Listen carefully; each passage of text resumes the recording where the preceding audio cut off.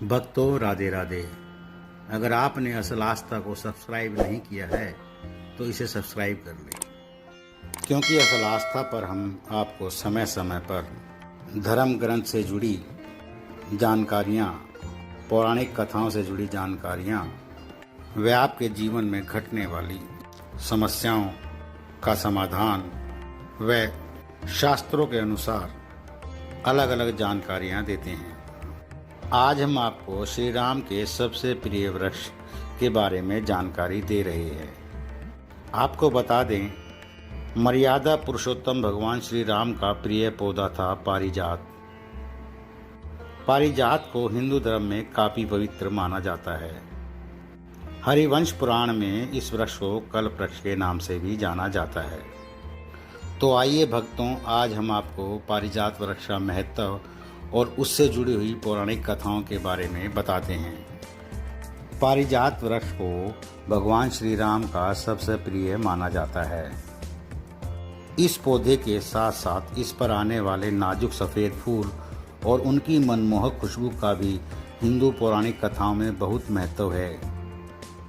तो भक्तों, हम आपको बताते हैं कि इस पौधे में ऐसी क्या खासियत है जो प्रभु राम को इससे इतना प्रेम था।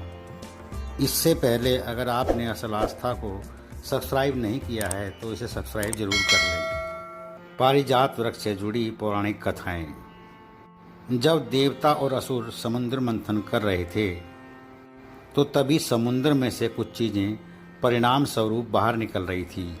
उसी में से एक पारिजात वृक्ष भी था।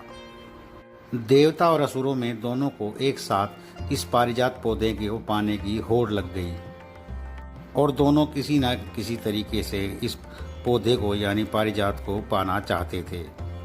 लेकिन अंत में जाकर यह पौधा भगवान इंद्र को प्राप्त हुआ।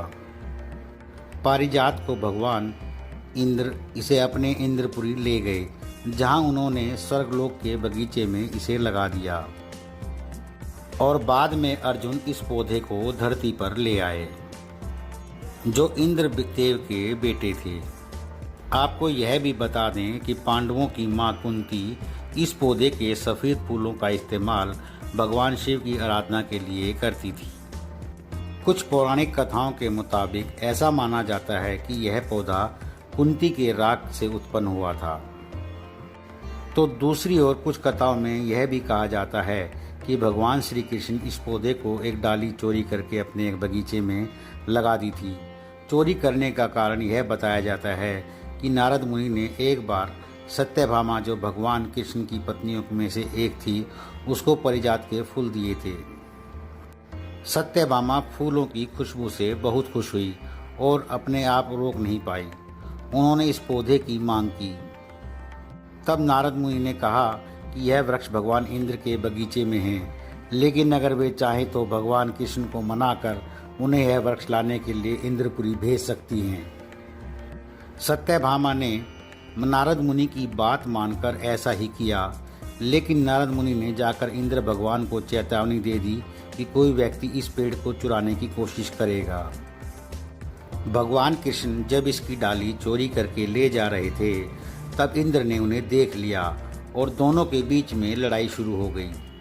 जब इंद्र भगवान ने देखा कि उनका जोर कृष्ण पर नहीं चल पाएगा, यानी वह उनसे विजय प्राप्त नहीं कर पाएंगे, तो उन्होंने इस पेड़ को श्राप दे दिया कि यह कभी फल नहीं देगा। तो भक्तों, आपको बता दें, यह पेड़ कभी फल नहीं देता है। इस पर सुंदर सफ़ेद फूल आते हैं जो भगवान शिव जी को और भगवान कृष्ण को चढ़ाए जाते हैं।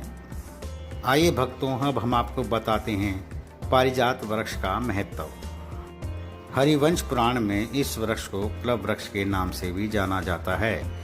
इसलिए नए जोड़े को इनकी पूजा करने के लिए कहा जाता है, ताकि उनके आशीर्वाद से दोनों के बीच में इतना प्रेम और विवाह आनंद बना रहे। इस पौधे की खास बात है कि इसके फूल रात को खिलते हैं और बिना किसी भारी बल के ज़मीन पर गिर जाते हैं। इसलिए यह एक ऐसा फूल है जिसे भगवान को चढ़ाया जा सकता है। पारिजात के फूल रात के दौरान अपनी सुगंध आसपास फैलाते हैं, इसीलिए इसे नाइट जैस्मिन भी कहा जाता है। तो भक्तों, आपको हमारी पारिजात वृक्ष संबंधी जानकारी कैसी लगी? अगर आपको यह जानकारी पसंद आए तो इसे लाइक शेयर अवश्य करें। साथ ही अगर आपने असल आस्था को अभी तक सब्सक्राइब नहीं किया है तो इसे सब्सक्राइब भी करें।